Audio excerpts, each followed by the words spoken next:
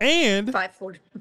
no, we do not count down, Ms. Jane Slater. We do not. This is not a television situation. This ain't radio. We are having fun over here. I'm Voch Lombardi. That is Jane Slater. Jane Ashley Slater, NFL Network. She covered Cowboys and the Saints for some reason. I don't like the Saints, so I just had to say that. And we got Bryan Broaddus over there. We have already shaken hands off screen, so we won't do it on screen. Jane, how you doing? I'm good. Sorry, I'm looking frantic. It's been one of those days, you know. We had our NFL free agency coverage, and then I just wrapped up Insiders, and so happy to jump in with you guys. Jane, I consider you top-tier Cowboy Illuminati person, right? You got all the answers. If anything's going on, you're going to find out. So I got some tough questions. Nothing too Illuminati to where somebody's going to show up and get me killed, but I got some relatively tough questions, right? I'll just start off with this one. We don't like to do low-hanging fruit, but we got two obvious low-hanging fruits here today. Jonathan Mingo. Cowboys trade for Jonathan Mingo, and boy, Jerry was on the radio sounding excited about it. Sounded like he had his chest poked out a little bit about this Jonathan Mingo thing, and we can cuss here, Jane. I just want to let you know. And it seems like when Cowboys got the news, they was like, what in the shit is going on? This is what's happening here? I think if Cowboy Nation, if they wanted Jerry Jones to go and make a trade, I think they wanted it to happen earlier so you can help the team earlier so we could probably win some of those games that we lost. Now that we look like we clearly losing, I don't know if Mike going to lose his job or not, but it kind of looks that way. I'm not saying that the Cowboys are tanking, but I think the Cowboy fans were like, all right, it makes no sense to give up draft picks now. We're in draft mode. Why you think Jerry Jones had his chest poked out to go get Mingo? Because if I had to call nonsense, I think that he was trying to appease the fans a little bit, but I think he failed doing that. Jane, what's going on with that? You know, it's so fascinating. You know, I think Jerry has talked himself into, oh, we're going to get this guy like Trey Lance, a guy that was drafted, you know, high in the draft for pennies on the dollar. But what's crazy about that is, yes, you're getting this guy that's still on a rookie deal, who's still young, who doesn't have a lot of tread on his tires, but it's still a 4th round pick. And correct me if I'm wrong, Brian. I mean, you got Dak there, Jake Ferguson there. Yeah. You know, the 4th round has actually been a round where they've been able to address things. And so then it says to me, so when you go into the draft next year, are you just going to avoid wide receivers, you know, with the top 4 rounds? Yeah. I guess then you can give attention to running back and offensive line, and it looks like they're going to probably need some help at corner. It felt like he went shopping and he came home and he said, look, I got this really great item on sale, but you've already, like, let's say he went and grabbed a jacket at Macy's. He's already got a nice jacket in the closet and a couple more that'll get him through the school year. It just kind of felt like a weird pick to me. And to piggyback off what you were saying, you know, I've been saying this to a couple of, the fan base was so mad at Jerry heading into the season. And I know Micah took exception when Dan Orlovsky said this today. The idea of trading for Micah Parsons has been kicked around. Yeah. And given how the fan base already feels about Jerry this season, and at times Micah Parsons, fair or not, if they had truly dealt him the way that they did Herschel Walker, you might have been in the suck for about a year or two, like the Cowboys were before they won the Super Bowl. But if you've got the stomach for it, not dissimilar from what the Saints did today, they went and pushed Marshawn Lattimore out of there, and they got a haul. Did you see the picks? I think it was like 3, 4, 5, and 6. Yeah.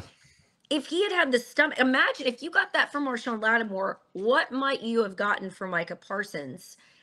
And then I think fans would have said, okay, he's getting serious about this thing. But it just felt like a man standing on it. To me, it was like, it just felt like the Titanic, where he's literally standing at the front of the Titanic and he's like, I'm going down with the ship. Yeah. And I don't think that move made anyone feel better about the Cowboys season. They gave up that 4th round pick. And we all got Brandon Cooks, right? Right. We all thought Stephon Gilmore was a good move. Right. Amari Cooper raised some eyebrows when it happened, but that was a game changer, not only on the field from a production standpoint, but ask anybody in that room. I mean, CeeDee Lamb still talks to Amari for his respect for the way that he goes about his routes. Jonathan Mingo meets none of that criteria for me. So it was a weird move, particularly if it was a 6th or 7th rounder. Sure. 4th, it was just, To use a word that every GM gave me, and I know this is a long answer, it was just rich. Yeah. Jane, let me ask you a question. Brian, please. Jane, let me ask you a question. Yeah. Do you have any idea if Jerry consulted with his football people? Because I don't think Jerry Jones is a football. There's no way Jerry watched film on Jonathan Mingo and said, oh, yeah, that's the guy. He's a billionaire. He's not watched film on Jonathan Mingo. He only got 12 catches. Do you feel like this was a situation where Jerry reached out to somebody and Will McClay was like, hell yeah? Or like the Trey Lance deal, you think Jerry got ducked off in the bathroom and say, I'm going to do something for my fan base today, and they're going to get these socks for Christmas? Like, absolutely. I mean, I think we would be ridiculous to think that they didn't discuss this, that this wasn't a collective decision. I just don't know if everyone thought maybe 4th round for it made a lot of sense. If that, you know, like, I think they said, this would be a guy we should call the Panthers. This was a guy that was part of our 30 visit. So I could see Will McClay and those guys saying he's going to add some depth to us. But for a 4th rounder, and again, I don't know this, I can't imagine everyone signed off and said that was a good idea. That's what I think. Yeah. See, I think you're in a situation where, you know, on their draft board, Trey Lance was a 1-2-0 as a grade. That's the top of the 2nd round, the way the grading goes. I'm going to guess that Mingo was probably in a situation where he was near the top of their board in 2023 in the 2nd round. And they're thinking like, okay, here's a young guy, got him for a couple of years, still on a rookie contract. We thought enough of him.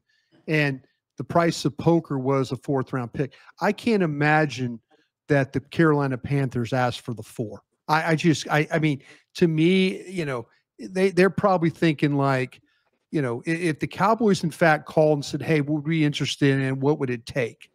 You know, I can't believe that they would, you know, that you know, because if you look at the way that Carolina's dealt their players, you know, they've already moved one receiver. They did it on a pick swap. You know, they did it on a, you know, and to me, that's, you know, that's the Ravens coming in saying, hey, we're interested in this receiver. Let's flop spots here and we'll make this thing work. You know, we'll flop picks. You know, Dallas probably went in there and said, hey, if we offer you a 4, will this get the deal? You know, and the Panthers are probably like, yeah, sure. Do you want us to turn the trade papers in, or do you want to turn the trade papers in? So, you know, it just seems so weird with the way that some of these deals have been done, that all of a sudden you're getting that Carolina is getting better value for a player that's less accomplished than some of these other receivers that, you know, have gone. Like Adams went for a 3rd round pick. This kid going for a 4th, and Adams went for a 3rd. Oh, okay. I see what we're doing here. But Brian, I do understand that, you know, with like Devontae Adams, I think a better argument is Amari Cooper, because he was only going to count what $816,000 this year, which I actually think is cheaper than what this guy's going to be. Yeah. Because wasn't it Cleveland agreed to pick up some or carry some of the money? Sure. So I always thought Amari Cooper actually made a lot of sense. Like if you're going to go out there and talk about it, Devontae Adams, you would eventually have had to redo his deal and give up the pick, and your money's already tied. So right. But so that's why I see that. And then like when I look at Trey Lance, I'm like, I could see why they're like, well, you know, we drafted Trey Lance high and we respect John Lynch and what Kyle Shanahan did. He's got to be of a certain pedigree, right? But the Mingo thing, I talked to actually another head coach who was interested in Mingo, not for the trade, but they said, great kid. Seems like, you know, he's a good country kid. Yeah. No problems in the building. The issue that they were having, that this person told me, was that he wasn't getting up.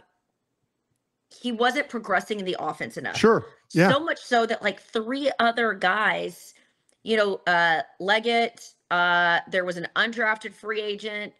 Adam Thielen was injured. But the fact that he wasn't even getting playing time then, that to me is where I struggle with the 4th round. Sure. Yeah. See, and but I bet you if the Cowboys had said, we'll give you a 6th, sure, I think they probably would have taken it. Yeah, that to me was, you know, when you look at how that all played out, you know, like I say, the Adams thing was, I'm just thinking like you make sense about the Amari Cooper one. You know, I just think that was so much that boat had sailed. You know, everybody was thinking, well, maybe Amari Cooper come back.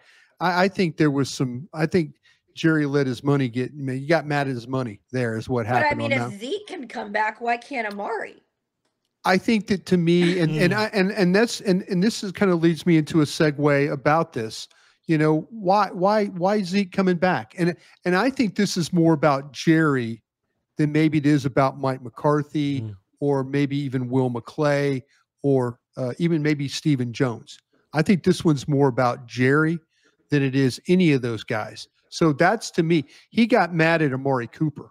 He got mad. He made it personal. Which is Zeke, crazy to me, because if you want to take it personal, you literally had a running back. And by the way, I've been probably one of the more vocal Zeke stands in this market. You have. But what's crazy to me is, like, Zeke held out 2 years ahead of his contract. Sure. Zeke got himself in multiple situations. Like, if you're going to be mad at a player, so Amari Cooper didn't want to get the COVID shot. I mean, is that what we're going to, and he would sometimes challenge the wide receivers room because he's probably one of the more cerebral wide receivers. No but question. I haven't heard any other problems with Amari Cooper. None. Have you? No. And see, that's what I'm saying. A lot of people tried to throw. Right. So the fact that it's personal with Amari, that's just so crazy to me. Yeah. I think Jerry sees something in Zeke that is his own self. Jerry gravitates towards the guys. That's nonsense. If that's the case, Brian, that's absolute nonsense. No, but I mean, he sees it's psychology, and I think I probably do it too. Like, people will say to me, Jane, you give certain receivers or certain troublemakers second and third chances or benefit of the doubt because I've gotten second chances. I get it. But I think where I would be frustrated if I'm Jerry is I'm out there pounding my hand on the table saying, let's bring Zeke back. And then for Zeke, whether you've got issues with the running backs room and how it's being run or how they're using the running backs, to miss 3 team meetings. Yeah. The last one being on a week after the 49ers game where you scored. So you already had some positive momentum heading into the week. But then to not show up the week before when you guys need that game, I would be frustrated if I was Jerry. And as Jerry said to us a couple years ago, I've earned the right. Well, haven't you earned the right to also have a conversation with Zeke and say, what are we doing? Yeah. I think Zeke is is Jerry and Zeke are the lone rogue things here. Yeah. You know, I think when it's all said and done, they're going to tell the real story about, you know, man, Jerry's controlling the running back room. Jerry's doing things to manipulate things. I think those things are probably going to come out. That would be my thought of how this is working out, because I think that maybe that Will and Mike McCarthy have kind of been, and maybe even Steven have been put in a bad spot over this. Mike's having to make decisions about a player that he's like, hey, I don't know if I really am on board with what's going on here. But Mike coaches the team. I don't know. That's just my thought. Okay. But let's also peel back another layer outside of the not doing the basic things required of your job. You're looking at the tape, Brian. How's his pass pro? See, that's what I'm saying. To me, you know, and Voch and I do this show every night, and we talk about Rico Dowdle and others and stuff, and how, you know, we evaluate, like, hey, listen, we're not sugarcoating this. You know, they did this good, or they did that well, they did this poor, you know. And you're right. You know, Zeke has not been as good as Ezekiel Elliott was several years ago. That's an issue. That is a big issue right now. And I'm a huge Zeke fan. I don't know why, but I've always had a soft spot for Zeke. I think Jerry does too, Jane. I think Jerry does too. But I think what we've seen with Jerry sometimes, and when I get calls from other teams who sort of roll their eyes about the way that the Cowboys do business, etc., I could go down a list of players that may not pull their weight around there. And remember, Jimmy always said there's different rules for different guys. There is, yeah. But these are guys that Jerry will intercede sometimes to the detriment of a coach. He's trying to set an example or get people to motivate, and they will always go above the head coach's head. And it's not just Zeke, that's a history of. And you just can't do that. You can't have good cop, bad cop. It's like you need, I'm not a parent, but talking to my friends, Yeah. you've got to have both parents on the same page. Right. And it's never felt like that in Dallas. And that is the knock that I continuously get from coaches who leave here about one of their frustrations about Dallas. Jane, do you think that, you know, Zeke and the owner general manager's relationship, right? Do you think that that's kind of checking McCarthy out a little bit? Like he's going, oh man, I can't, you know, this is a year where I'm trying to keep my job here. I may want to play the best running back, and I'm loud for saying Zeke's not the best running back. Clearly, you know, you get this Rico Dowdle kid that goes out there and tears it up in Pittsburgh, and the very next week because Jerry Jones says, and then Rico's sick. He didn't look sick to me. He may be sick. He may have been sick, James. I know you know more than me. He didn't look sick to me when he was signing autographs and smiling and dancing and all that kind of stuff. So if I'm Mike McCarthy, and Mike may be way more mentally tough than me, but if I'm Mike McCarthy, I'm calling Jacksonville like, yeah, man, I'll be there next year. Let me just get through this, and I'll just get there next year. Do you think Mike McCarthy's checked out from this whole Jerry Jones thing? I don't know that for certain. What I would say is I think it can be very, very challenging when you are trying to like put your best foot forward from like a talent evaluation. And look, Mike McCarthy has warts too, right? So, I mean, we could get into that. Like he's not absolved from some of the issues. Sure. But what I would say is I think it would be very, very challenging for a coach to do his job if he can't consistently discipline, play the guys he wants to play, sure, or have the coaches that he wants to have. I mean, Jerry has cut his coaching staff. Jerry is not about paying coaches. I mean, I have that from other coaches who tell you Dallas doesn't pay coaches. Jerry doesn't believe in it. Jerry doesn't like seeing other coaches get the salaries that they get. Jerry sometimes I don't feel values the coaching position.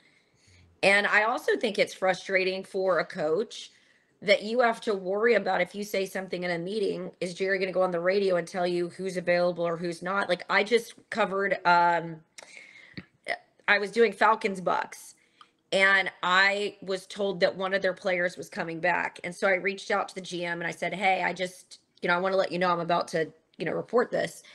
And they literally told me I couldn't. Yeah. They're like, I'm not going to confirm it for you. And I was like, why? Like, I've got a good source on this.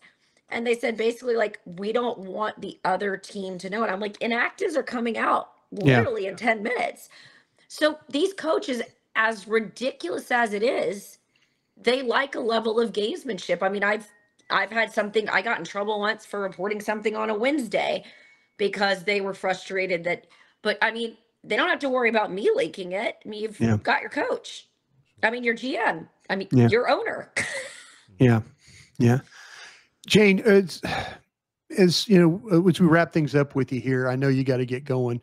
When we were at training camp, we all kind of thought about this team and all and what it might be. What went wrong? What's gone wrong? Is it everything that we're talking about? Because I kind of felt like there was going to be some learning curve on the offensive line, and the receivers would figure it out. The defensive line would, the defensive tackle spot would maybe get better. But where, in your opinion, did this kind of all go wrong? This is easy for me, Brian. Name me 5 vocal leaders on that team. 5 veteran vocal leaders. I think there's certain guys who have a leadership edge to them, but I don't know if there are, like when I look at the Saints who I cover, even though that's a sinking ship this year, they've got the Cam Jordans of the world. They've got the Alvin Kamaras. When I look at Atlanta, you still got the Grady Jarretts there, guys like him. When I look at Tampa Bay, which is, had all sorts of injuries, You've got the Antoine Whitfields. You've got Baker Mayfield, who has stepped. I mean, that guy, there's no quit in Baker. And I'm not, and that's not a diss on Dak. Yeah. It's just, I don't think when they assembled this roster, they're so headstrong about draft and develop guys. And I think guys that have never been outside that building, there is a level of enabling that comes with being a homegrown in Dallas. And I think that there's not like a healthy perspective of what it's like at other places. And so I've seen when they've tried to bring in other veterans, and then I've talked to them when they've left. And I'm just telling you, of the 32 teams, Dallas is different. And I think sometimes they don't, like, I think last year it was good to have Stephon Gilmore there. Yeah. You know, like I just, Eric Kendricks, I feel like he wants to be that guy, but it ain't happening. There's a real pushback there. I don't think that they have the Travis Fredericks in there. They don't have the Sean Lees. They don't have the Leighton Vander Esch's. Even DeMarcus Lawrence, who used to be that guy, hasn't really been that vocal guy here in recent years. And maybe I'm wrong, but I actually was talking about this to somebody that'd been in the building for a long time about this, and they tend to agree. So I think that's where it went wrong, is if you're going to develop this sort of raw, I mean, when you've got one of your veterans, Zeke, missing 3 team meetings, that should be one of your leaders. Yeah. So Micah Parsons, when you got him not coming to OTAs and saying he doesn't get paid the way other guys that show up do, so it's those things. Yeah. I think that's what went wrong. Yeah. Fair enough. We're gonna go ahead and get you out of here and let you have your night. I know it's been a long day for you, James Slater, but thank you so much. Hopefully you have fun here at the Doing All Right podcast, and maybe we'll do it in person one day in our nice little shindig that we have one day. But we'll talk to you about that later on. Anytime. I'll do anything for you guys. Appreciate it. Thanks, Shane. Appreciate you, buddy. Part 2. Me and Brian, you didn't point at the screen, Brian. Oh, I was ready. I was locked in. Ready? Boom. Part 2. All right, y'all. We're gonna well, first of all, thank you so much to Jane Slater. Y'all be sure to follow her y'all know where to follow Jane Slater. She's bigger than all this little stuff that we doing here. So y'all know where to follow Jane Slater. But we did want to talk a little more about the trade, or just the player in general. We want to talk about Jonathan Mingo. Brian, when I was watching him at Ole Miss, right? When I was watching him at Ole Miss, I didn't think of him as a second round type guy. I think Carolina got a little high on him there. I think he would have been like a late third. I think he possibly could have been an early 4 or something like that. That's where my where my grade kind of was. He made some big plays. He found a way to get behind defenses. I didn't think just watching he was strikingly fast, but he found a way to get behind defenses.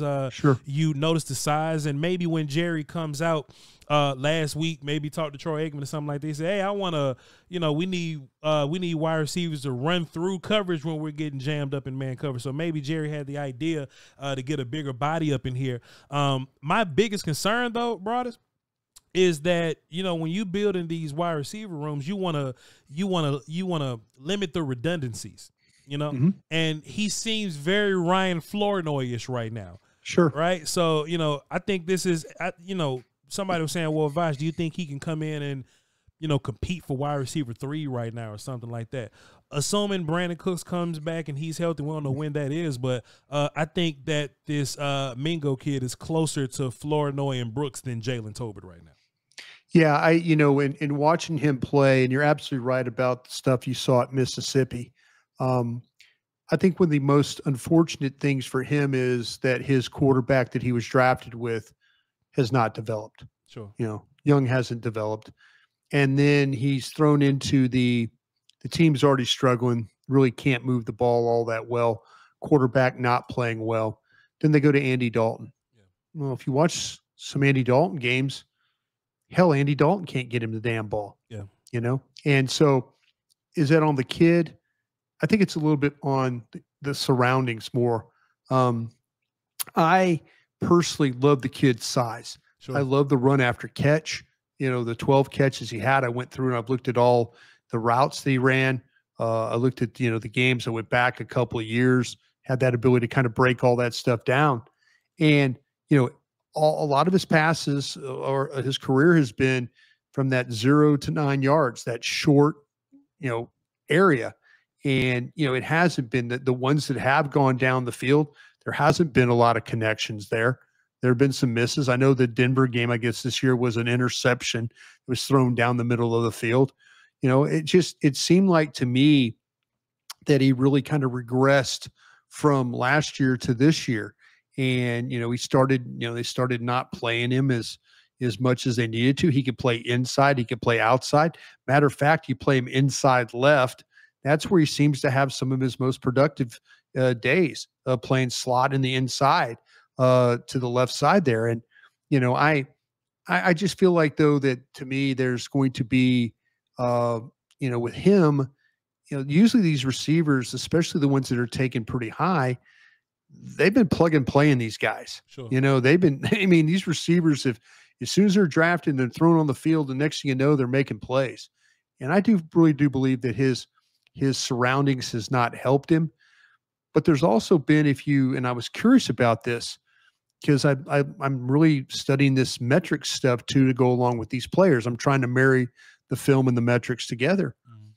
And here's a guy that when he has to deal with press coverage, I was thinking, well, big guy, separate, those types of things.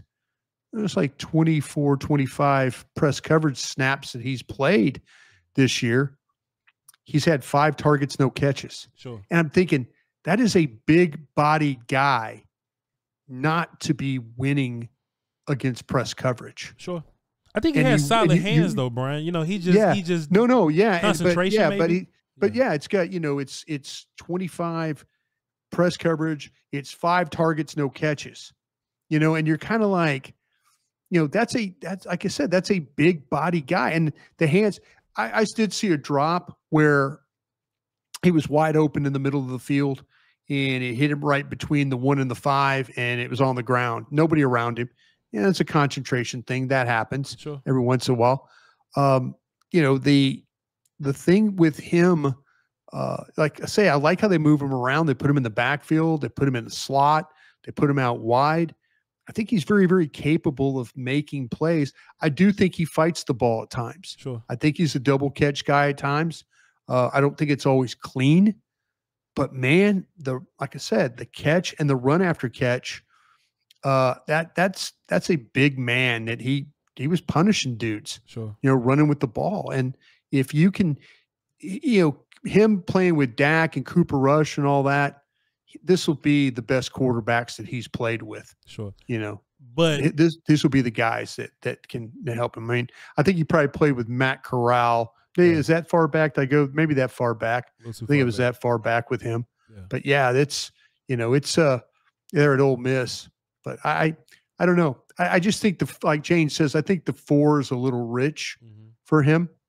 But you're going to take a chance here on a guy that you liked and you had pretty high on your draft board. What makes me disagree, I don't know if you or Jane said, I forget which one I said, but what made me disagree about the idea that maybe Jerry Jones, talked about this with everybody. We're in regular season mode, but Will McClay and his guys are in draft mode right now. So they're watching film and they're breaking down these receivers. I can't fathom the idea that Jerry Jones went to Will McClay and says, "Hey, this Mingo kid, da-da-da." Yeah. And Will McClay said yes. In my mind, Will McClay maybe said something like, "Hey, that's cool, but we got 10 picks. And when I'm looking at these draft picks now, like these guys, plus we have more information about Mingo. I think these players are their most valuable in draft season when they haven't been drafted yet. We now have more information that he can't emerge from a Carolina Panther wide receiver core. Yeah. You know what I'm saying? So if he can't emerge past those guys, that should tell you, all right, maybe the pick, we had a 30 visit for the guy. We kind of liked him a little bit, but maybe we should wait around a little bit because he can't even beat these guys. How's he going to beat our guys? Yeah, I think you're totally right. The thing, I would be disappointed if I was one of those guys, the scouts out on the road. To me, as you and I know, we love the draft. We talk about the draft all the time. Matter of fact, there's going to be a Friday shows. We're just going to do draft shows.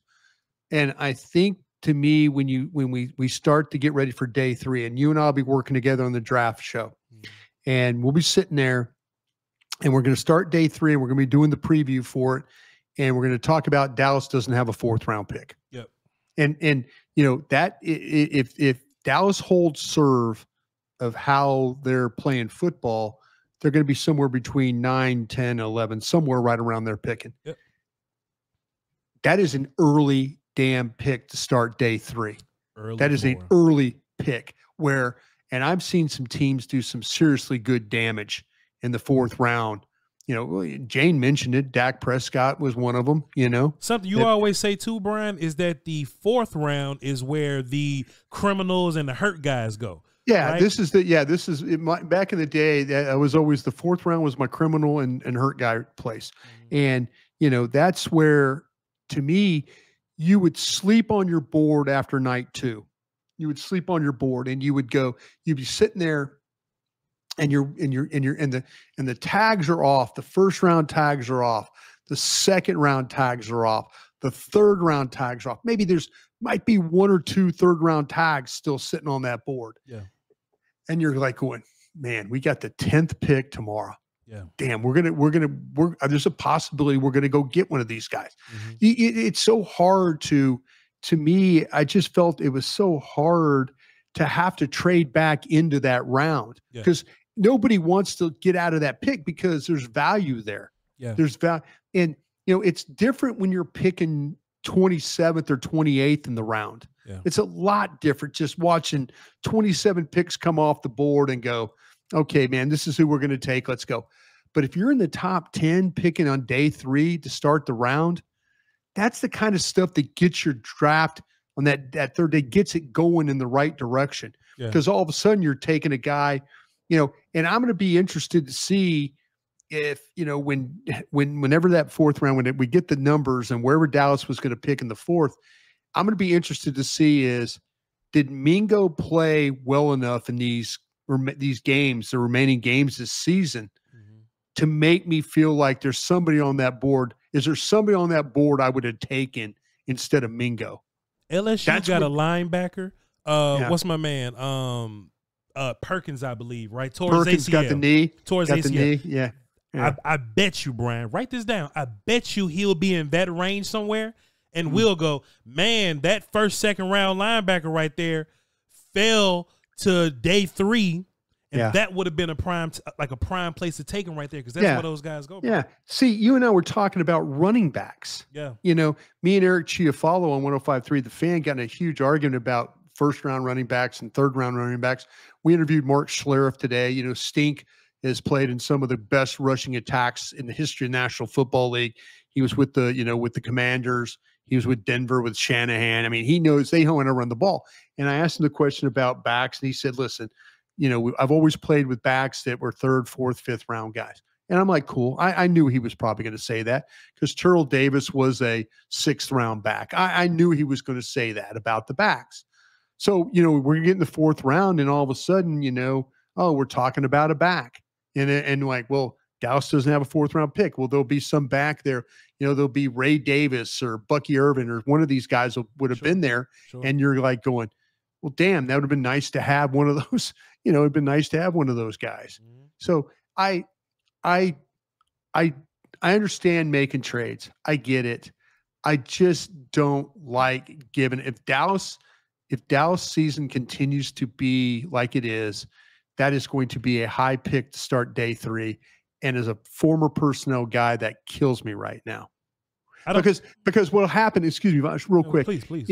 If they've got like all these picks, so they had 10 picks, and they got all these multiple 5s and stuff like that and everything. And they're going to go, well, they can just give away a couple of 5s and get back into the 4th round.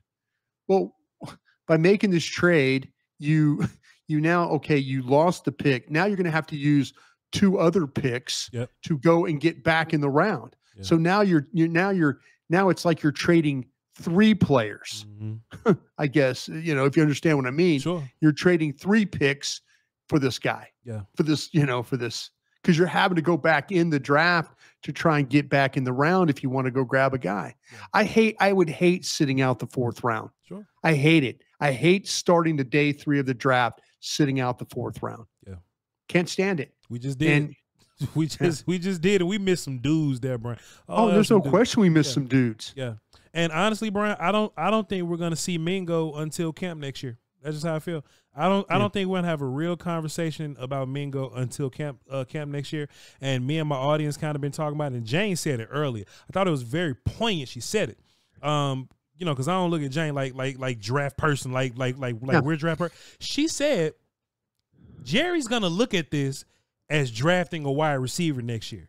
Sure. So we may not even look at wide receivers next year, which would be sickening. Because I looked at some wide receivers. With Zeke. It's like Zeke keeping you knowing that Zeke was coming in. Yeah. So and just me looking at some of the wide receivers, we made it like just say we're drafting at 10. Man, we might even cross out a name at 10 just because Jerry says, "Oh well, we drafted because he was like, oh well." Trey Lance is a draft pick, so be sure y'all pencil in Trey Lance quarterback in the 4th round. That's nonsense because Braylon Allen helps you right now. Garendo helps you right now. Ray Davis right now. Right. I don't even think, man, Mingo might not even make the team next year, Brian. For real. I know. I don't. Like I said, I think this is one of those things. You know, they think enough. I guarantee you, he was a 2nd round player on their board, and that's why they feel like. And Jane said it. They feel like they can.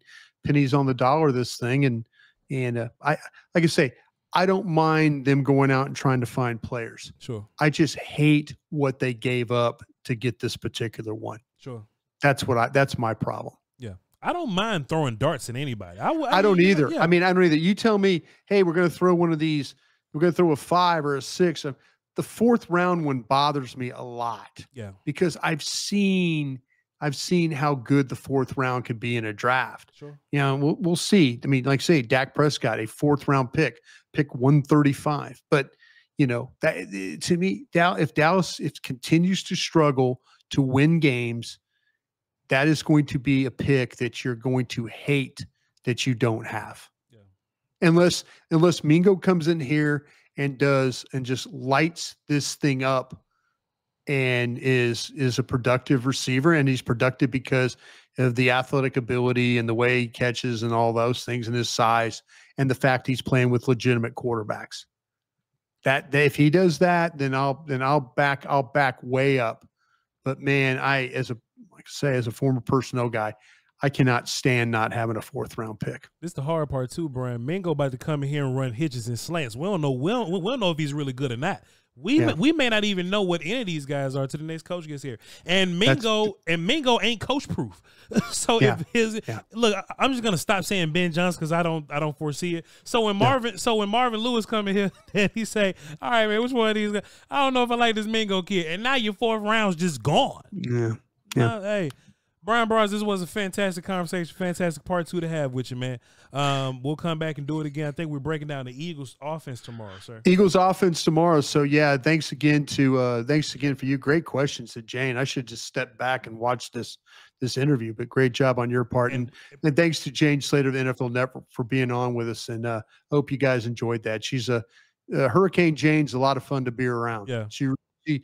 The gal knows some stuff. She probably had to hold back a little bit some stuff. Yeah, for sure. She had to hold back a little bit. Brian, there's a part of me that feels like, you know, me and you going into business together and all this kind of stuff, and we're still kind of new to each other. I still feel like you be trying to test me sometimes. You know, I feel always like, trying to test you. I feel like you're like you're putting me out there. Let's see. Okay, well, I know he can do. Let's see what he does with an interview, because we're gonna be doing interviews. We're gonna be at that location, and people are gonna be walking in the halls. We can look out the window, and be like, "Hey, come in here. You need to see if Voch is gonna, you know, freeze up or something." I think you always testing me, Brian. So, I don't know. I try to test you, man. You test me though.